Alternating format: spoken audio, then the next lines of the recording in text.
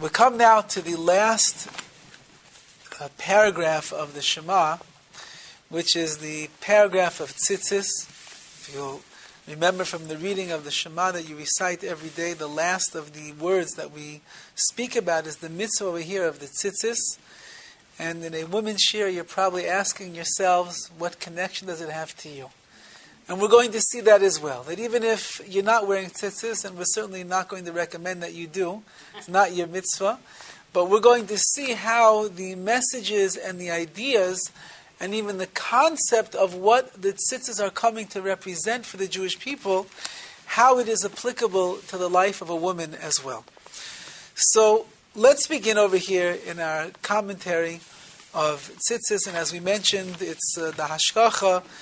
As that last week's parsha was Parsha's Shlach, and at the end of that parsha, after the entire story of the Meraglim, of the spies who went to spy out the land of Israel, and they came back with their evil reports filled with Lashon Hara, the very last part of the parsha is all this exact paragraph of the tzitzis which we read in the Shema every day. So we are on the heels of that, which was in the calendar, which you read in Shul, and now we're going to discuss it today as well. And we start like this. The Gemara says over the following. The Gemara says, Parshas Tzitzis mimnei ma kavua. What's the reason that we incorporated the Parsha of Tzitzis, which are the four-cornered garment and the strings that we have at the end of them? What's the reason that this was incorporated into the recitation of the Kriya Shema? So Amar Rabbi Yehuda bar Chaviva. So Rabbi Yehuda bar Chaviva says the following: because there are 5 different mitzvahs, there are 5 different concepts that this paragraph speaks about. Number 1, mitzvahs tzitzis, the commandment that we have to wear tzitzis. Number 2, Yitzias Mitzrayim, it reminds us of the Exodus from Egypt.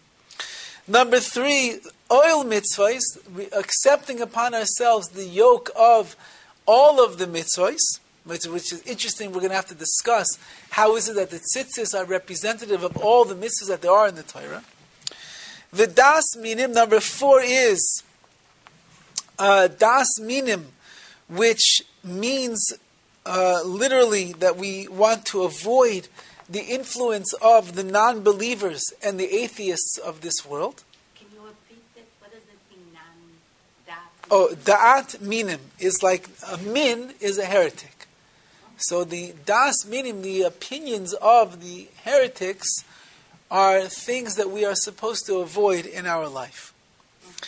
And then it concludes with hirhor aveira v'hirhor avodah zara, which is or maybe I'm splitting it up a little bit differently, but then we have when a person, hirhor aveira is the immoral thoughts that lead a person to do chet, to do sin. We have to keep those out of our mind. And finally, hirhor avodah zara, which is the thoughts of idol worship, of worshipping false gods, as we're going to see as well. So these are the 5 areas that are incorporated into this paragraph over here, and we are going to discuss these ideas and these concepts so that we should understand why we're putting this in, why the sages said this should be the crescendo, this should be the finale of the Shema itself. Okay, so let's go through tzitzis a little bit so we should be able to understand exactly what it is that we're talking about. Now, the word tzitzis itself is a very interesting word. Usually it means fringes, and that's what we say. We have the fringes of our strings that are here. However, Rashi points out in the Chumash that tzitz also means something to look at. It means looking at. Yeah, meitzitz min hacharak, it means to look at, which means that when I am looking at the tzitzis, so these are going to be the key to reminding myself about all of these topics that we just mentioned, And as we're going to see, the way that they are made, the color that they're in, the message that there is behind them, they're going to have great connotations and tremendous connection to the spiritual world, so that just looking at little strings, and again we're going to have to figure out by the women, you're not wearing tzitzis, what are you going to look at to remind yourself of all of this? We'll discuss that as well. Again, the commentaries are very long and very vast on the mitzvah, on these are really just a few verses that we have in the Chumash, based on Gemaras and the Rishonim and the commentaries, and of course Rav Schwab, who we've been using as a textbook guide through the Siddur up until this point.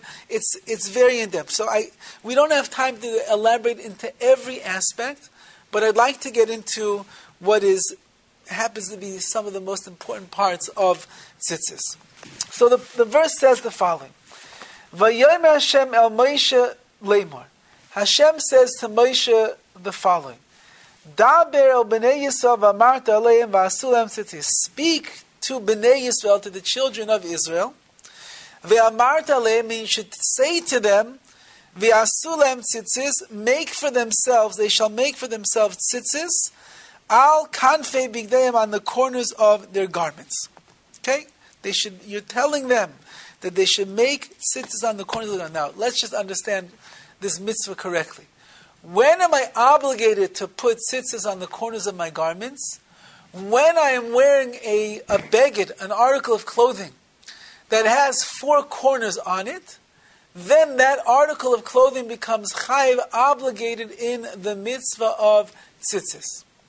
But if I'm wearing a shirt, which is the majority of all of our shirts, which is it's rounded at the bottom, or there's no real corner on the shirts, so then I have no obligation at all to put tzitzis onto that beged, onto that article of clothing. Which would mean that midaraisa, according to the commands of the Torah, unless I would be wearing a 4-cornered garment, then I would have no obligation to wear tzitzis on a daily basis. However, the sages came along and they said, how could it be that a Jew is going to walk around all day long without fulfilling the great mitzvah of tzitzis and seeing all of the great signs and the messages that are there inside of them to inspire him on a every moment basis to be able to achieve higher heights in his own personal growth for himself and his connection with Hashem. And therefore the sages said, because of that, we have created the necessity to wear tzitzis all the time, and that's why the men wear what's called the talis katan, the small talis, the small article of clothing, which goes underneath their shirt. You're supposed to wear a t-shirt and then put that on top of it. And on that there's 4 corners, and it becomes an article of clothing that is obligated to put tzitzis in. And in this way we can fulfill this commandment all of the time. And that is our custom, that is the halacha, that's what we do, and there's many, many halachas brought down in the Shulchan Aruch, exactly how big is the clothing, how big is this talis katan supposed to be, how big can the opening be by the neck, the corners, where the strings sit. It's complicated, it's detailed, but that is what we do. We are mechayiv ourselves, we obligate ourselves on a daily basis to wear tzitzis in our lives. Now, okay, that's also because the verse says, you should see them. Right? The verse itself says that you should see the tzitzis that you are wearing. So if they're tucked in, how can you see them? So therefore it's brought down, I believe in the Mishnah Berurah over there. From there you see that there is the part of the mitzvah is that the tzitzis should be on the outside of your garment, on the outside of your clothing, so you should be able to see them. However, again, it's brought down if you live amongst the goyim and you're afraid that they're going to make fun, or you're afraid that for anti-Semitism, whatever reason it might be, you're a big-time lawyer, and if you walk into the courtroom and you have tzitzis hanging out down to your knees, so the judge is going to look at you in a very unfavorable way.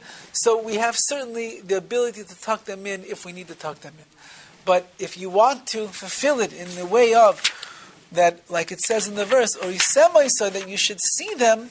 So then the only way to really see them is if they are on the outside of your clothing and not tucked in onto the inside.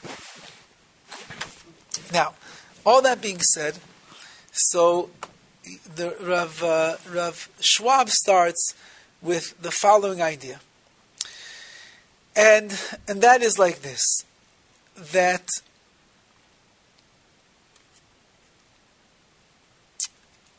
later on we're going to see a verse in this paragraph that says, you should not spy after your hearts and after your eyes. Which means the Torah is telling us, we're going to speak about it in much greater depth, but the Torah is teaching us that we're not animals. Not at all. An animal, he sees with his eyes, he desires with his heart, he has animalistic desires inside of him, and so he runs to this animal, and he wants to eat this, and he wants to fight with that one, and he wants to be with this. Whatever the animal does, that's what he does. A human being is something called Tselem Elokim. We are godliness. We are the image and the vision of Hashem here in this world. How does a person conceal the animal nature that is there inside of them, so that they don't get drawn after that, but rather they're able to celebrate what it means to be created in the image of Hashem? So that we know, if you go back into the beginning of time, Adam and Chava, when they were created here in this world, so the Torah says explicitly that they were not wearing any clothing. And because physical body had nothing at all to do with the experience of them being in this world, they were completely ruchni, completely spiritual. And the body itself was just like that. If you look at the cup that's sitting there on the table, no one's attracted to the cup. The cup is just a vessel, it's just a kli to hold on to the liquid, to the water, the coffee that's inside of it.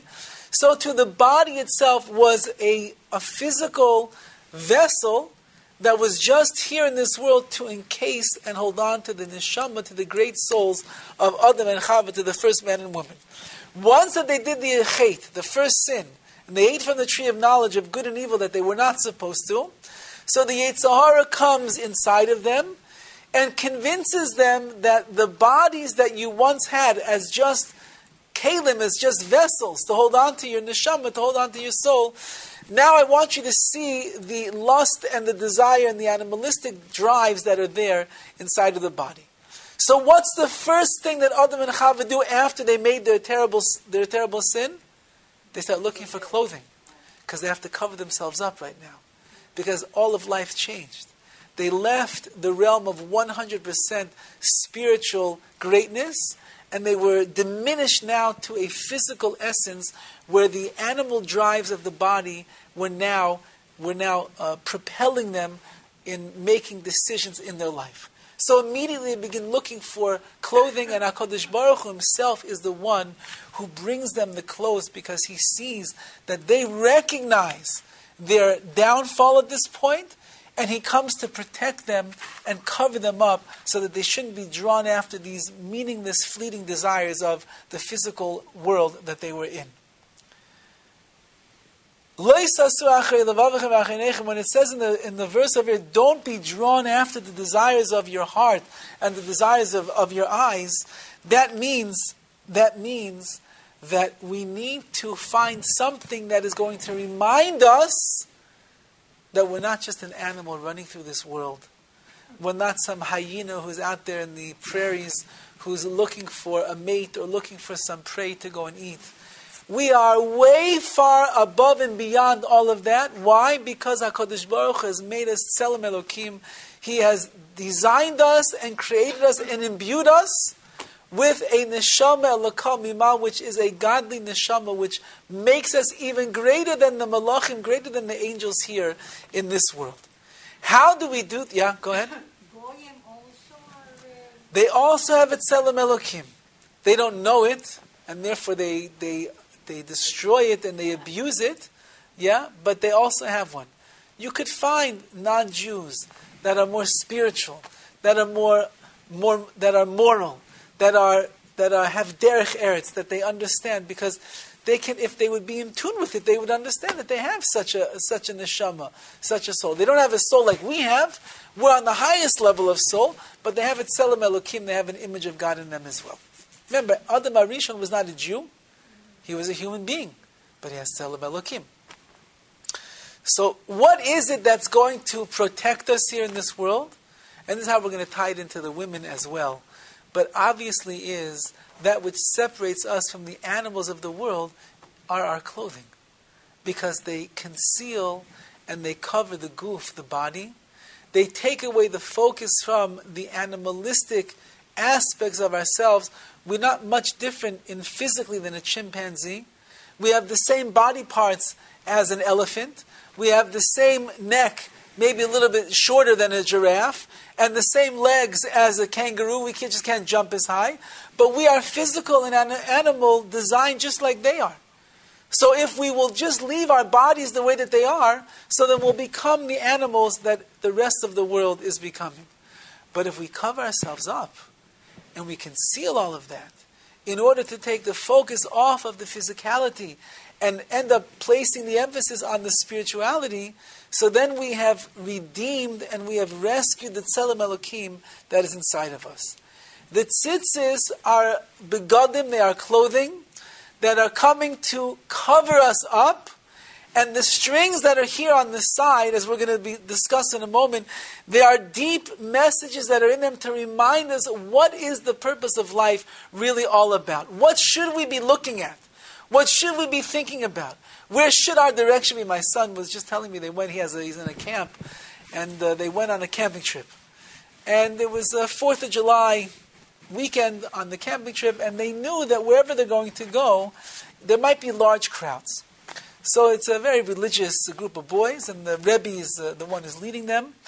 And they made a code word with each other.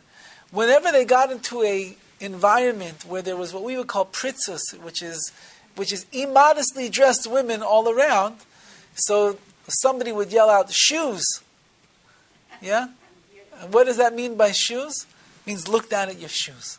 Yeah? Because we can't look around right now. It's not for us. Don't get drawn after the desires of your heart and what your eyes see, because once your eyes see it, that's it. As we're going to discuss, it brings it all in. So what's to remind us? These are the tzitzis that we wear on the corners of our garments. It's strings and it's knots, and we're going to see what those represent to us. And he says like this, that when we look at our tzitzis, we are supposed to be reminded that we have exclusive membership in Klal Yisrael. Yeah, it's not American Express. Yeah, you're not the Hertz carrying card member. You can get a good deal on a rental car.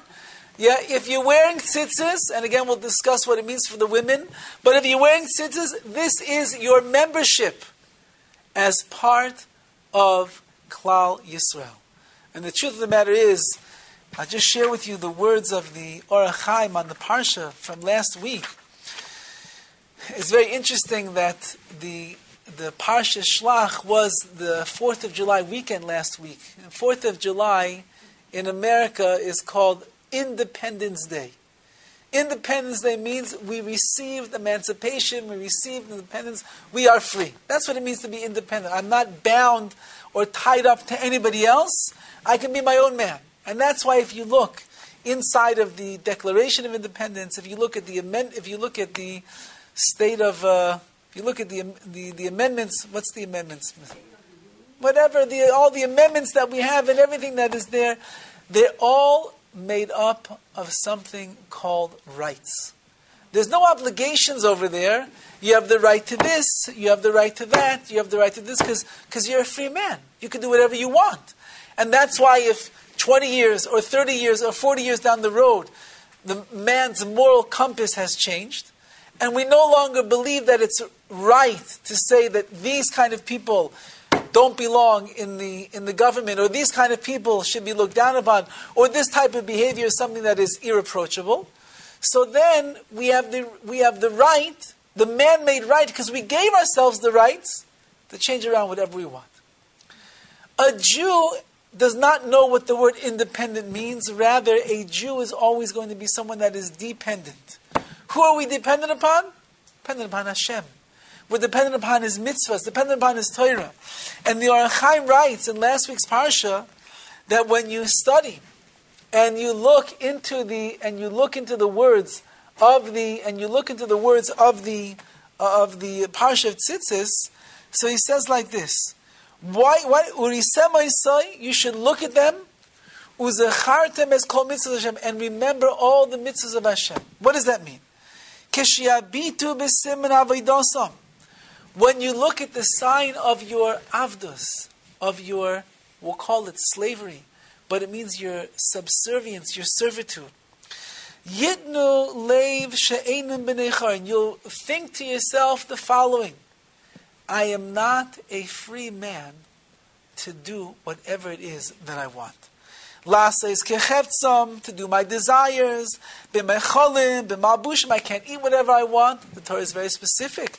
Has a very special diet plan over there. Kosher or treif. You have to eat kosher all the time. B'malbushim, I can't wear whatever I want. I can't wear shatnez. I can't wear clothing that is immodest. I can't wear whatever. I can't wear different things. I can't wear leather shoes on Yom Kippur. I can't do any of these things. Bidiburim, the way that I speak, I can't just let anything come out of my mouth. I have to speak noble. I can't say lashon hara. I can't say nivel peh, bad words. I can't speak badly about others. I can't incite others to get upset with others. I can't curse the Rebbeinu. I can't do any of these things. Everything has to be the way that HaKadosh Baruch Hu wants. Ubechol ma'asem, all of my actions are governed by what it says in the Torah, because HaKadosh Baruch Hu is the Adon, Hashem is the master. I am His servant, and He tells me within His Torah everything that it is that He wants me to do. Ke'evid she'emas rabbi alav, like a servant who the fear and the awe of his master is upon him. Ula'amoid b'shah she'adoi mitzav ula'amoid, I'll stand at the time that the master tells me to stand. V'lasais kol malachos asher tziva Hashem lasais, to do all of the actions that HaKadosh Baruch Hu commands me to do. Says the Orach Chaim on last week's parsha that the purpose of the tzitzis is a sign. I'm supposed to look at the tzitzis that are attached to my garments all the time, and it reminds me who I am. It reminds me that I'm not a free person. I can't run around and do whatever I want, gallivanting around the world and being involved with all the different silly things that the rest of the creation is involved with. No, I am a servant of the Rebbeinu Shalom. I'm attached to HaKadosh Baruch Hu. There's knots. What are the knots? I'm tied up to the Rebbeinu Shalom. And why is that? Because, as we're going to see, therein lies the greatest freedom that a person can have. Once that I recognize my full dependence on the Rebbeinu Shalom, how much HaKadosh Baruch Hu desires of me and how much He wants the best for my neshama, when I'm living that kind of a life, then we're going to see everything else in my life will begin to fall into the right place, and I'll be able to accomplish the most amazing things. But if I leave the tzitzis, and I run away into the world of the animal kingdom, and I see myself as Darwin did, there is really no difference between me and a monkey hanging from the tree, so then I will end up acting like even less and worse and lower than a monkey that's hanging from a tree, and will live in a world where they actually think that all of that is good and that there's nothing wrong with that at all. So our job, as we're going to see, is to understand and to see and to be able to elevate ourselves above and beyond all of that. So he... Yes, yes, way below. The Mesilas Yesharim says that a person, yes, of course. I read yesterday that ISIS, if one of their soldiers runs away, they get him and they boil him. That's, how can it be a human? They're not human. Remember, the only thing that makes us human is Tzelem Elokim. If you knock the Tzelem Elokim out of you completely, then you're just an animal. And you can become a wicked animal as well. So, the kippah is the kippah written also in the Torah and The yarmulke, again, there are sources for the yarmulke, but it's based on Chazal, based on the sages, based on different verses of how we're supposed to have something over us to remind us that Hashem is here. So that's really in the word that we say in Yiddish for yarmulke is yireh me'elokim, means fear from Hashem. Yarmulke, however they spell it in English, but it's yireh me'elokim. The yarmulke is on our heads to remind us that Hashem is above us and He's watching over us, and I just can't go and do whatever it is that I want. So like Moshe, Rabbeinu didn't wear it at that time? Well, I assume that he did. We'll assume that they had their heads covered. They understood. They understood. It's hard to hear that Avraham Avinu was not wearing a yarmulke. Yeah? How could Aaron HaKohen give a blessing to the Jewish people and his head wasn't covered? Yeah, they had their talis, they had turbans, whatever they had back then. But we assume that there were head coverings that were going on. But I was thinking always that because in the olden days in the shtetl, the men were wearing those big hats, and then it's just a tradition. But that's not. No. It's the yarmulke is it goes far back, all the way back to the times of the Gemara. The Gemara speaks about it. Goes very far back. Okay, so Rav Schwab writes this very beautiful idea, and he says that the tzitzis has many knots and twinings, windings that they wrap around, and all of that represents the quote-unquote restrictions that the mitzvahs place on a person's life. We're bound. Yeah, we're bound up to these. We're tied into the mitzvahs, and you can't escape that. Meaning, HaKadosh Baruch Hu says it's Shabbos. It's Shabbos. Hashem says you have to keep kosher. You have to keep kosher. You're in the middle of some place where it's hard to find kosher food. Too bad on you, as the kids say. There's nothing for you to do. You're not going to go now and suddenly walk into a McDonald's and buy yourself a Big Mac just because you're hungry. You'll have to suffer and manage a little bit. And there's something called Yom Tiv. So you have to keep Yom Tiv. And all the other mitzvahs we have, those are the things that I don't want to use the word restrict, but we are bound up to the Ribono Shel Olam through these mitzvahs.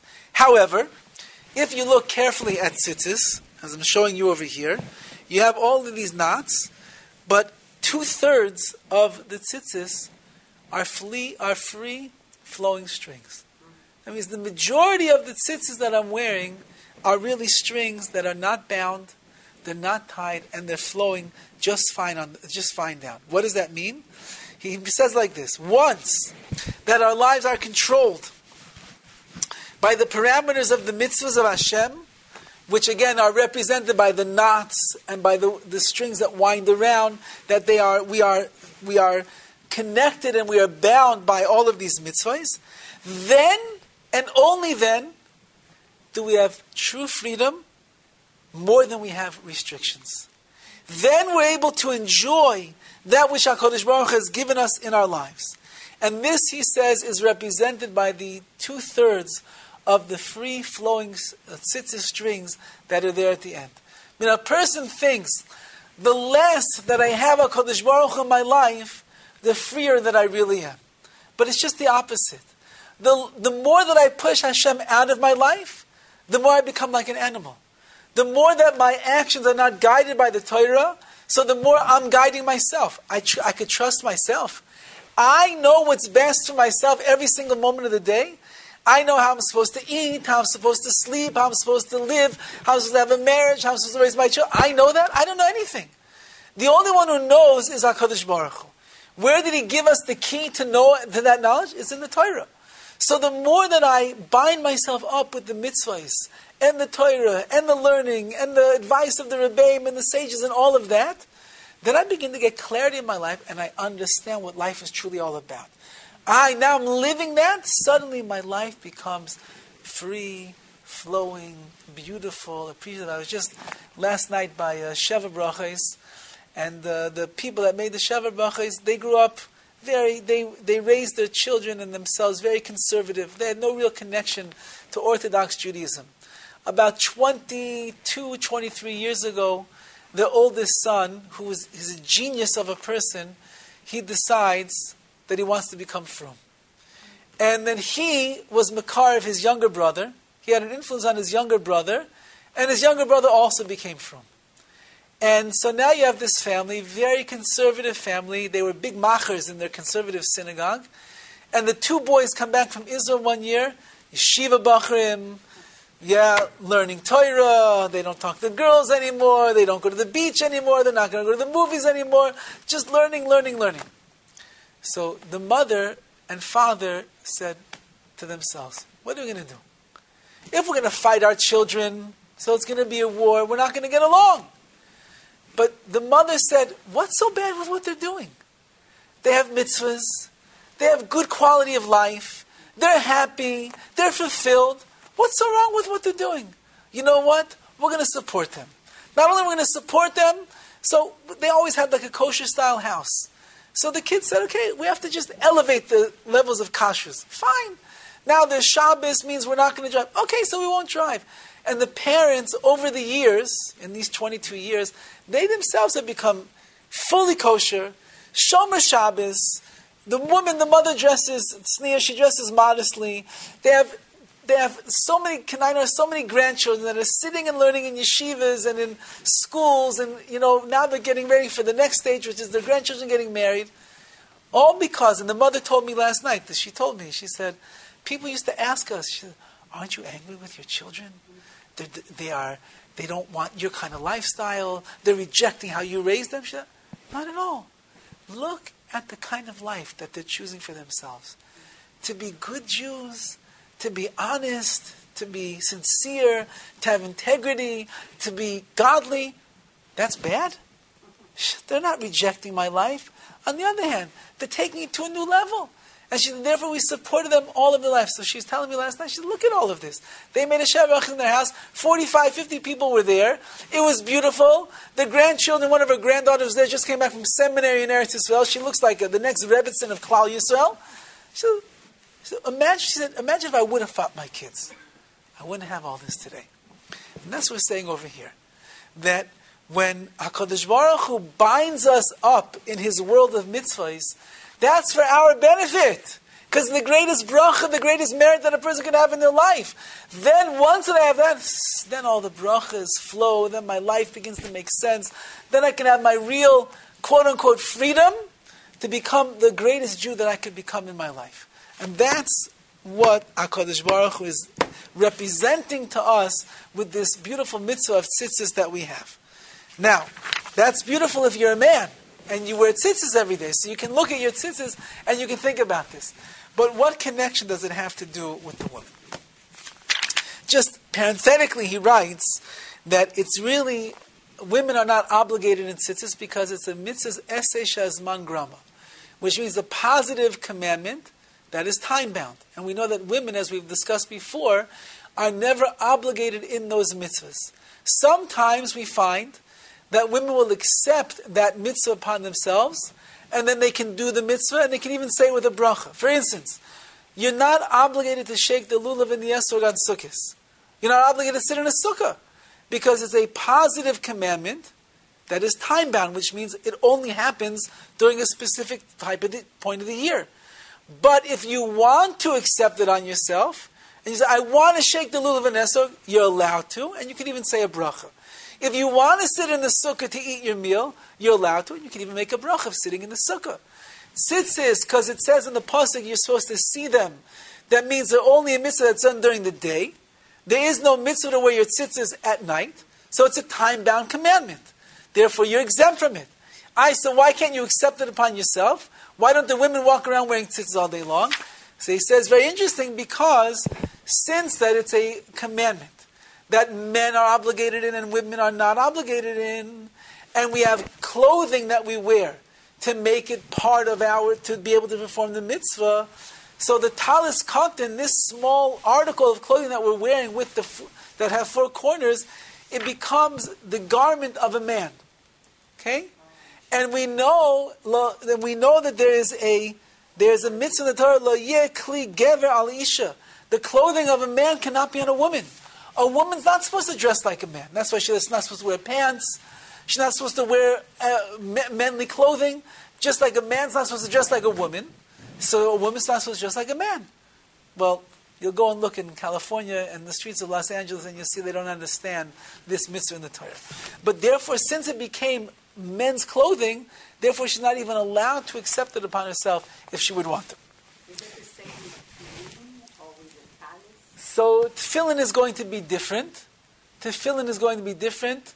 Talis, I don't know, might be a similar idea as well. Might be a similar. We'll tell the women of the wall that they should look inside the words over here of Rav Schwab, so they should understand, on top of everything else that they're doing that's hurting Klal Yisrael, that this is one of the other things. Okay, but this is Rashi, right? Rashi's daughters, I believe it's true, it's brought down that they wore tefillin. There's nothing wrong, essentially, for a woman to wear tefillin. But again, it's not our custom. Rashi felt who his daughters were, that was, for them, it was a mitzvah that was okay for them to do.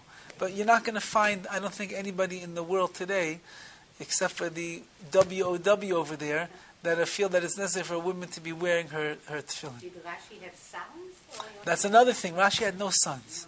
So everything he gave over to his daughters, he raised them as Talmidei Chachamim. They were very wise. They were very well versed in the Torah and in the Gemara. Like the daughter of Tzlofchad, right? The daughter of Tzlofchad. That they took the place because there were no sons. They took the place. That's correct. So now, what any rational woman will want to take more mitzvah? Like we don't have enough to do. Very That's good. the crazy. I used to argue with the feminists who said, "Oh, we can't do this." I said, "Are you doing everything else that it says in the Torah?" I said, "If you do everything else that it says in the Torah, and then you come to me and say, you know what, I'm still not fulfilled because I can't put on a tefillin and daven from the Yomad every single day," then we can talk. But when you start keeping Shabbos and kashrus and you're learning and you're being modest and you're doing chesed and you're davening, all these things, let's see if after all of that you're not fulfilled. But so I want to end with this point about what is the connection of tzitzis to the women.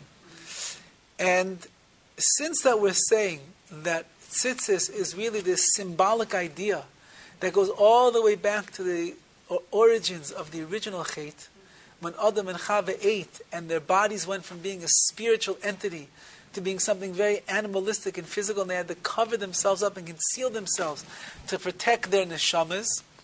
So obviously then, we can understand that for a woman who is the paradigm of tznius, of modesty here in this world, so even though she's not wearing tzitzis, but the message of the tzitzis covering up the body and binding us up with the mitzvahs and connecting us to Hashem, that's the same thing that a woman is supposed to think about when she is getting dressed in the morning in her modest way as well.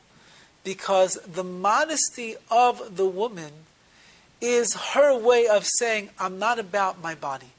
I'm not about the shapes and the curves and all of it. That's not what I am. I'm really about my neshama, and I don't want other people to stand and gawk and look and be drawn after what I am flaunting or showing off, because man is not an animal, and I'm not an animal either. On the other hand, I'm Tselem Elokim, I'm created in the godliness, in the godly image of Hashem, and that's what I want to be permeating and to be the greatest expression of my life. And therefore he writes that the appearance of the modestly dressed Jewish woman proclaims for all to see the following. The same idea. That do not turn after your hearts and your eyes. And you should be holy to Hashem your God. That's what it means to be holy here in this world. Holiness is that I recognize, Kedusha always means, as we mentioned before, it means to separate. When I'm separated from the physical world, that's when I achieve Kedusha, that's when I achieve holiness. When a woman takes the focus off of the goof, off of the body, and thrusts her attention into the world of ruchnius, of spirituality, that's when she reaches into the realm of Kedusha, of holiness. A woman that is dressing b'tznius, modestly, with covering herself up however much she possibly can, that's the real holiness, that's the real beauty, that's the real tzelem Elokim, the godliness that we'll find in a Jewish woman. So just like the man has tzitzis, we're supposed to remind him of all of that, so your dress, your mode of dress every single day of your lives, all of the time, is supposed to be on that level as well, connecting us into the ideas of the tzitzis. Fine. And just to conclude in this area, and he says the following. Rav Hirsch points out that it says like this. It says, Daber al b'nei Yisrael v'amart aleim v'yasu lehem tzitzis. This first verse. Speak to the Jewish people. V'amart aleim, say to them, v'yasu lehem tzitzis. Now what does it mean, v'yasu lehem tzitzis? He says, it doesn't say, v'yasu lehem tzitzis. They will make for themselves tzitzis, which is what it should say. Rather, the translation is that they will make, you speak to the Jewish people, and you tell them about the tzitzis, and they will make tzitzis for themselves. What does that mean? It means like this.